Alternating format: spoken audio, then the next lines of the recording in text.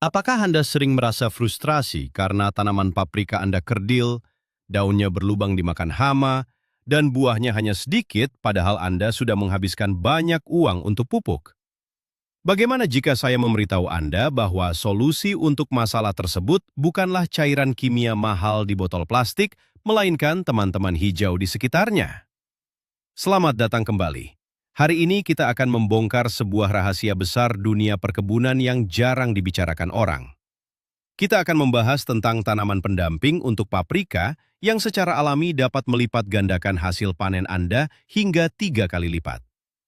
Anda akan terkejut mengetahui bahwa tanaman tidak suka hidup sendirian.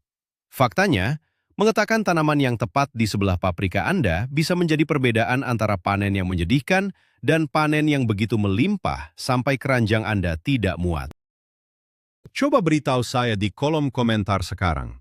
Apakah Anda tim menanam satu jenis tanaman saja di bedengan atau tim mencampur berbagai macam tanaman?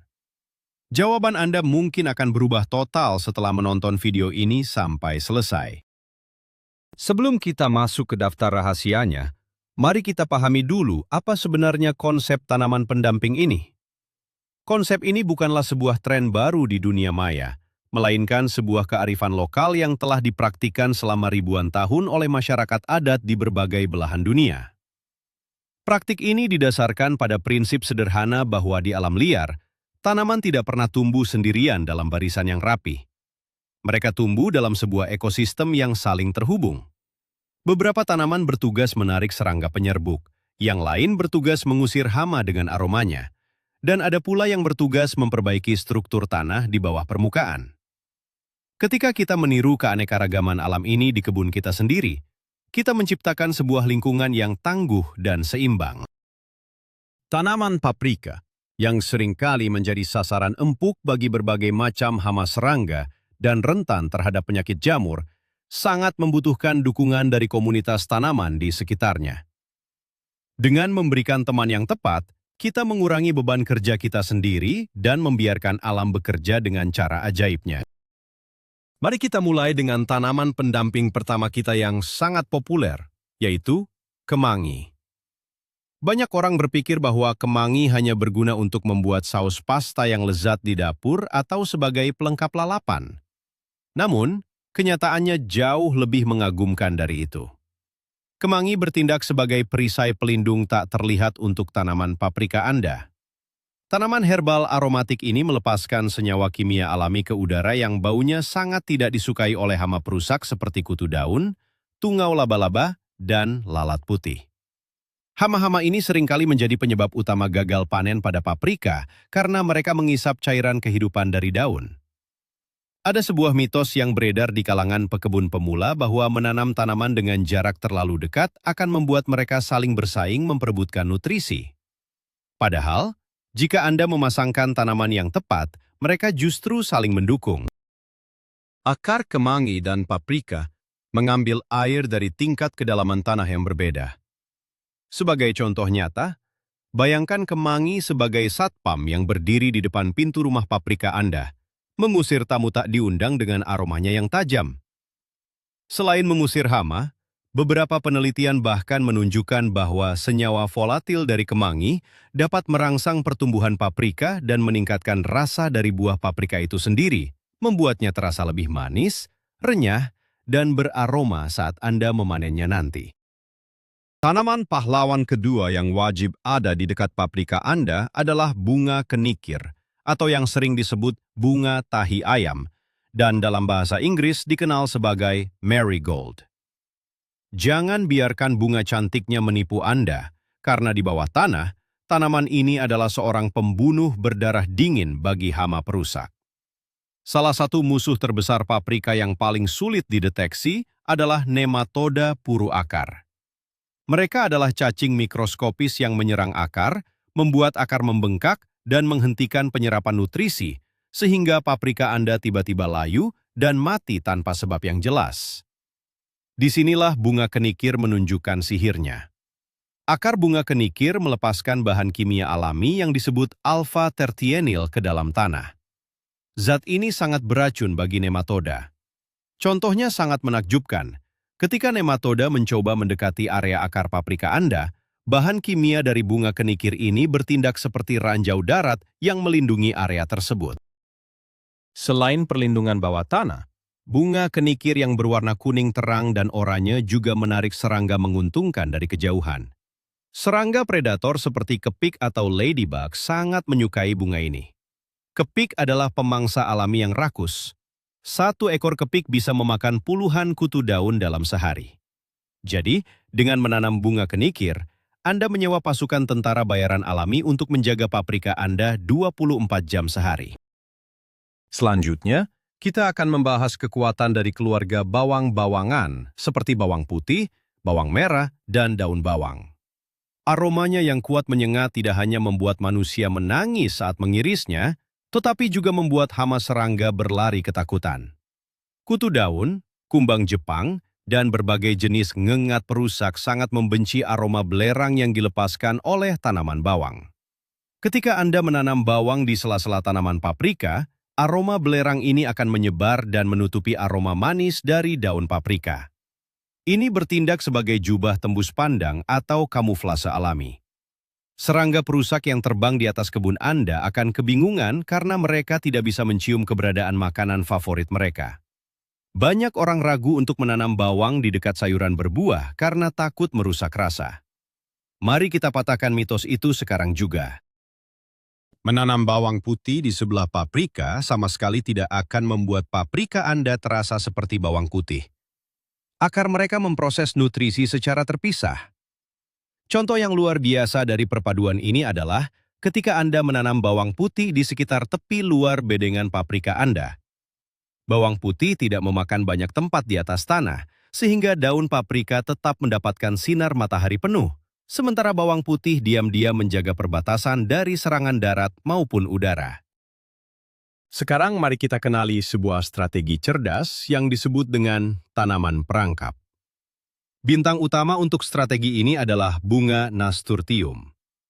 Berbeda dengan kemangi atau bawang yang berfungsi mengusir hama, bunga nasturtium bekerja dengan cara mengundang hama untuk datang kepadanya. Kedengarannya mungkin aneh dan berisiko, bukan?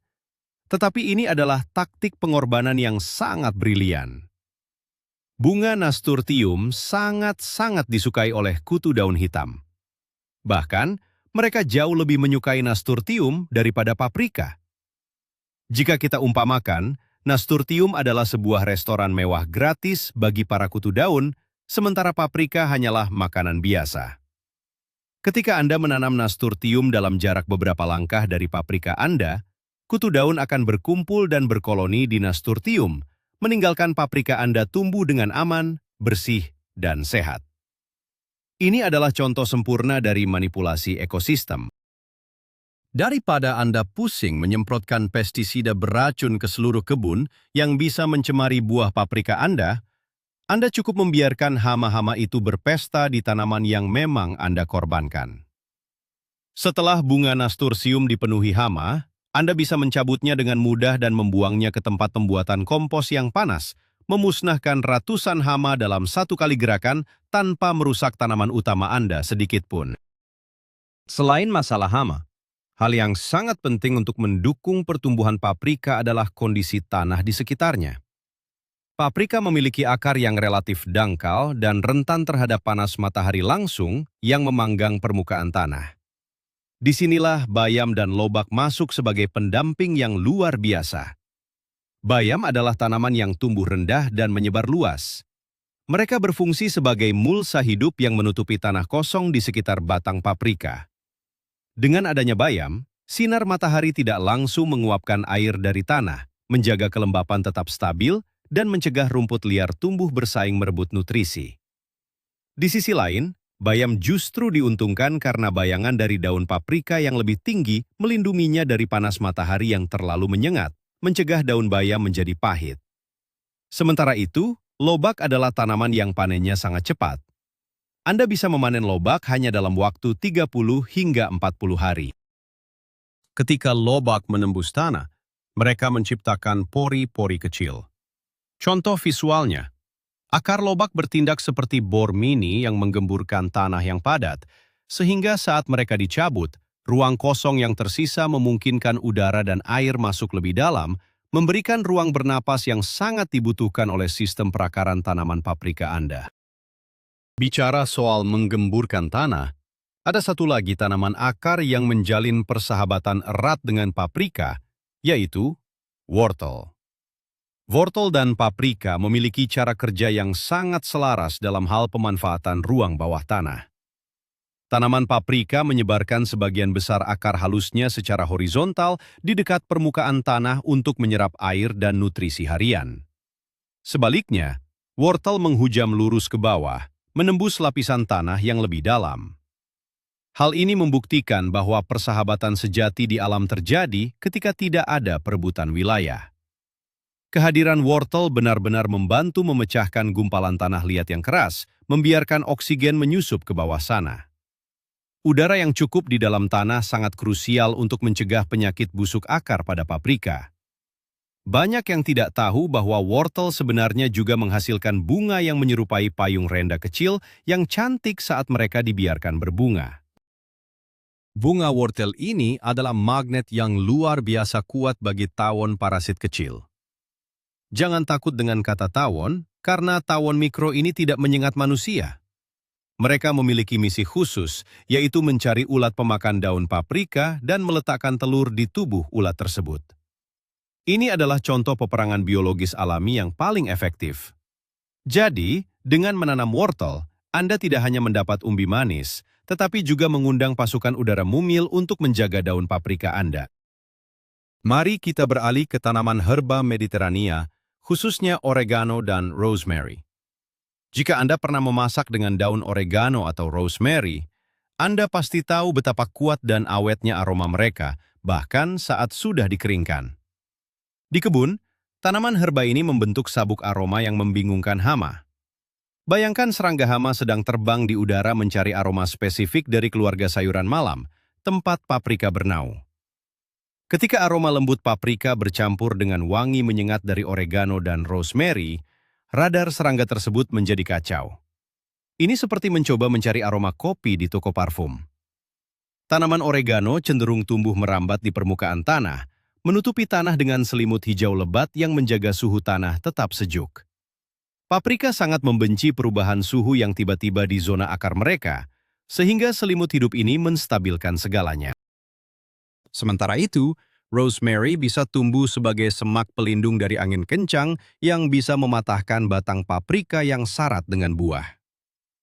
Sebuah mitos mengatakan herba kuat akan mengambil semua air.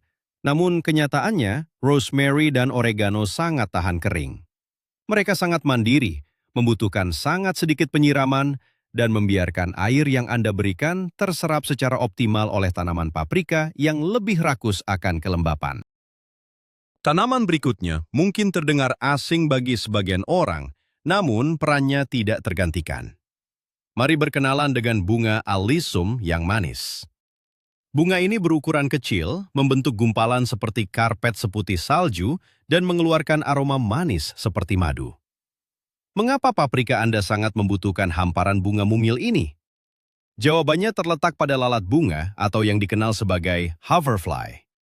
Lalat bunga ini terbang melayang-layang mirip seperti helikopter kecil, dan mereka secara eksklusif meminum nektar dari bunga-bunga dangkal seperti alisum. Namun keajaibannya bukan pada lalat dewasanya, melainkan pada bayi-bayi mereka. Lalat bunga dewasa akan bertelur tepat di tengah-tengah koloni kutu daun di daun paprika Anda. Begitu telur tersebut menetas, larva lalat bunga akan keluar dan memakan ratusan kutu daun dengan sangat buas sebelum mereka berubah menjadi lalat dewasa. Ini benar-benar menakjubkan. Contohnya, jika Anda memiliki satu bedeng paprika, menanam selimut bunga alisum di bagian depan bedengan sudah cukup untuk menjadi landasan pacu bagi lalat bunga ini. Semakin banyak bunga penghasil nektar yang ada di dekat tanaman paprika, semakin banyak musuh alami hama yang akan datang menetap dan berpatroli setiap harinya di kebun Anda. Sejauh ini, kita sudah membicarakan para sahabat terbaik bagi paprika. Namun, sebagai seorang pekebun yang cerdas, Anda juga harus tahu siapa saja yang menjadi musuh bubuyutan bagi tanaman paprika Anda. Tidak semua tanaman bisa hidup berdampingan. Ada tanaman tertentu yang harus dijauhkan karena mereka melakukan perang kimia di dalam tanah atau yang secara ilmiah disebut dengan alelopati.